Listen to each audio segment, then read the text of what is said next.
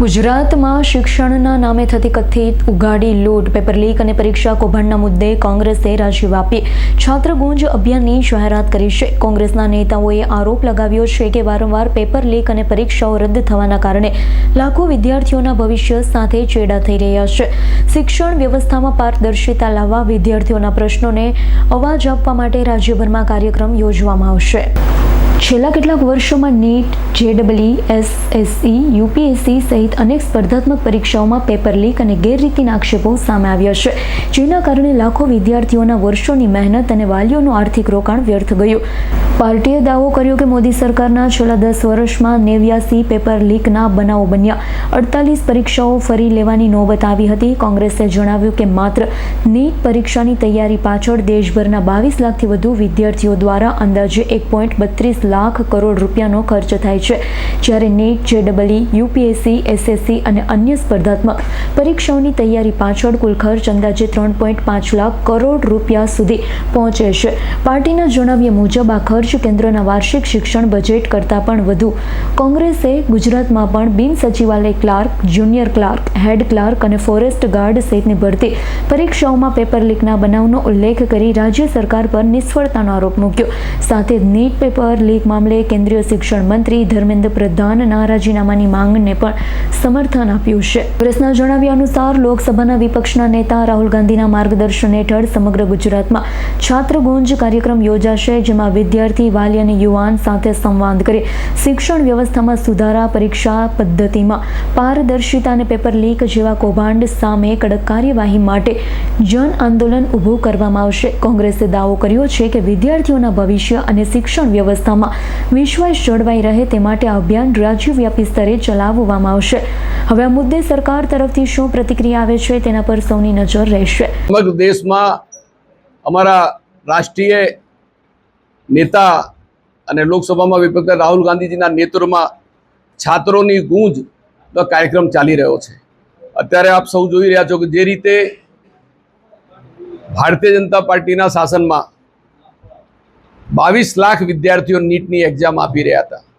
એ 22 લાખ વિદ્યાર્થીઓ જ્યારે સમગ્ર દેશની અંદર નીટની એક્ઝામ આપી રહ્યા હોય, જ્યારે નીટનું પેપર લીક થઈ જાય, એના કારણે સમગ્ર દેશની અંદર યુવાનોની અંદર એક જન આક્રોશ ફાટી નીકળ્યો છે.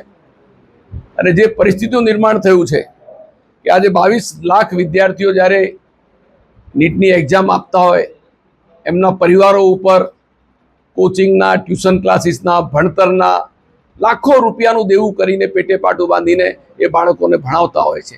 અને જ્યારે વારંવાર પેપર લીક કૌભાંડ થાય અને આ દેશનું શિક્ષણનું જે બજેટ છે એ 1 લાખ કરોડ 40 લાખ છે, એટલો જ ખર્ચ આ બાળકોના શિક્ષણ પાછળ 1 લાખ કરોડ 32 લાખ જેટલો ખર્ચો એમના મા બાપ ઉપર, વાલીઓ ઉપર અને શિક્ષણ આ બાળકો ભણતા હોય એમના ઉપર પણ પડતો હોય છે. ત્યારે એમની માનસિક પરિસ્થિતિ કેવી થાય?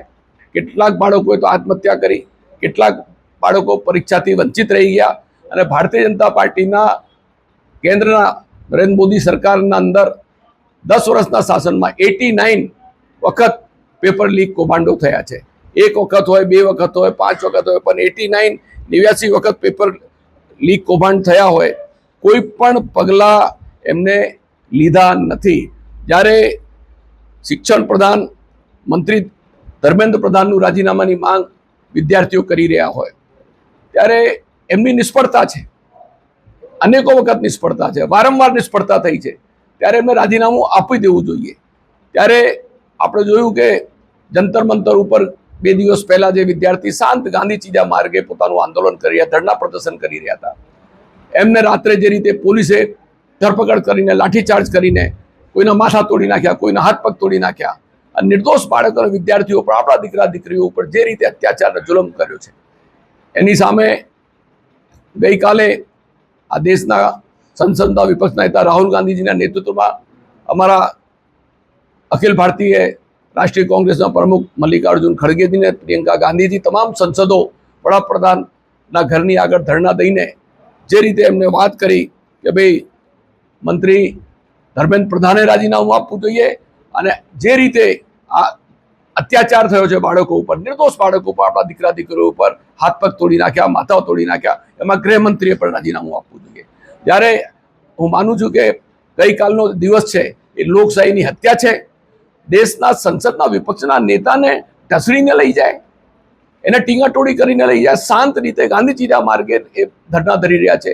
પ્રિયંકા ગાંધી એક મહિલા છે, એને પોલીસવાળા પુરુષ એને પકડીને લઈ જાય, તમામ ટીવીના માધ્યમથી દેખાયું છે અને ભારતીય જનતા પાર્ટીની વહીવટની ટીકા પણ થઈ છે. ત્યારે આ મુદ્દે કોંગ્રેસ સમગ્ર દેશમાં વિદ્યાર્થીઓની સાથે છે અને આજે છાત્રોની ગૂંજ સાથે અમારી તમામ રાજ્યોની અંદર અમે વિદ્યાર્થીઓ અને યુવાનો સાથે છીએ અને એમના તમામ હક અધિકારી કરવા માટે કોંગ્રેસ સંઘર્ષ કરશે, સંસદ ઉપર પણ કરશે અને સંસદની બહાર પણ કરશે. ઇરફાન સોલંકીનો રિપોર્ટ, S9 ન્યૂઝ, ભાવનગર. અમારી તમામ માહિતીથી અપડેટ રહેવા માટે જોડાયેલા રહો S9 ન્યૂઝ સાથે.